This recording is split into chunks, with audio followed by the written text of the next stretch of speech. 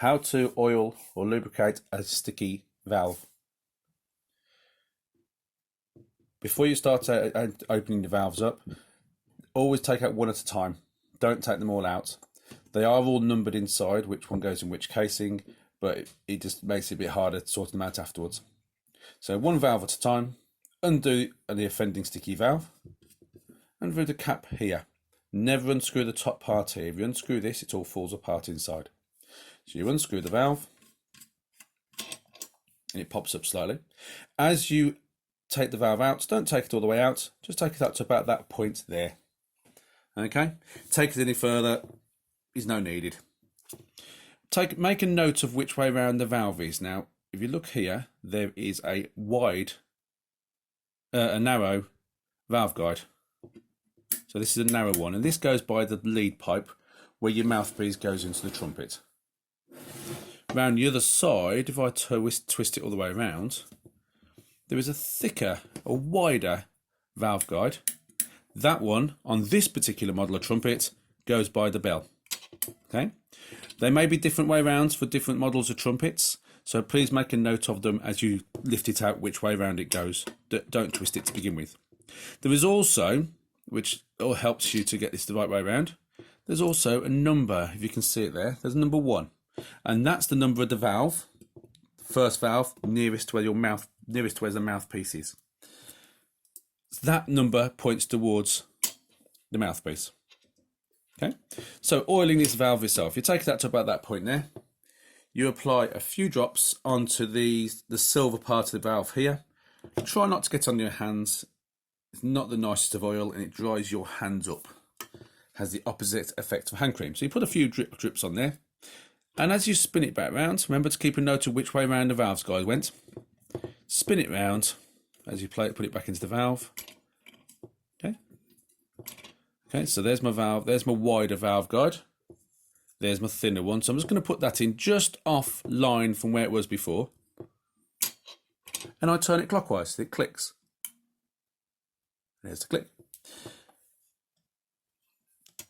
I then tighten the valve cap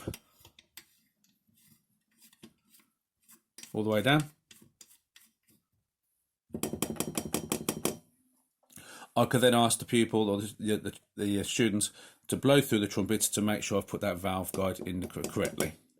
You could then repeat the process on all the other valves. If you don't have any valve oil, the next best thing you can use is some water. I have a little spray bottle here, a spray bottle, and once again, same with the oil, just spray a little bit of oil onto the water onto the valve. You could just flick it on, drip it on if you wanted to. It doesn't need to be a spray bottle. It could just be some water dripped onto it. Once again, twist it as you put it back into the valve.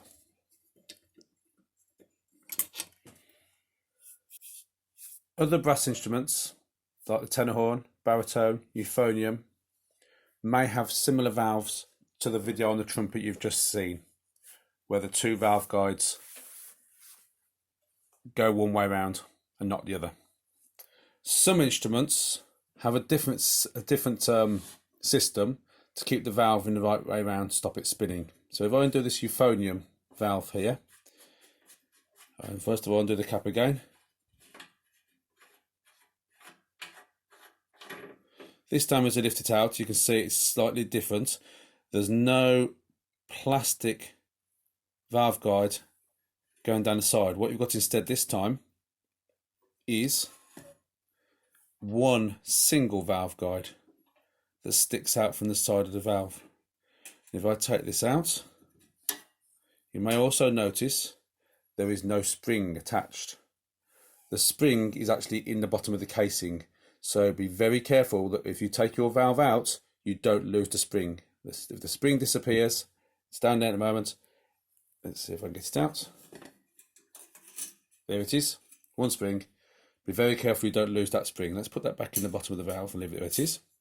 So, on this instrument, you need to put the valve guide, which is, you can see it, let's spin it around, there it is, sticking out. That valve guide, I'm just going to show you inside the valve. if you can see.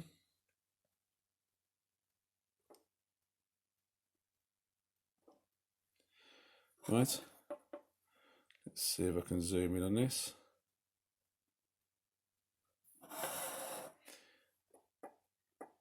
You may see a slight groove there.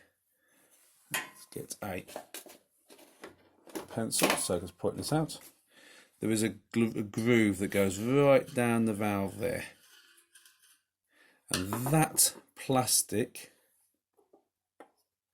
valve guide there goes into that groove. So as you spin it round, do it clockwise again, and hopefully it slips in. There it goes, it slips in. Okay, just very gently. I'll try again. Spins round, there's the valve guide sticking out. As I spin it round again, it drops into the valve, and then I can tighten this bit up. And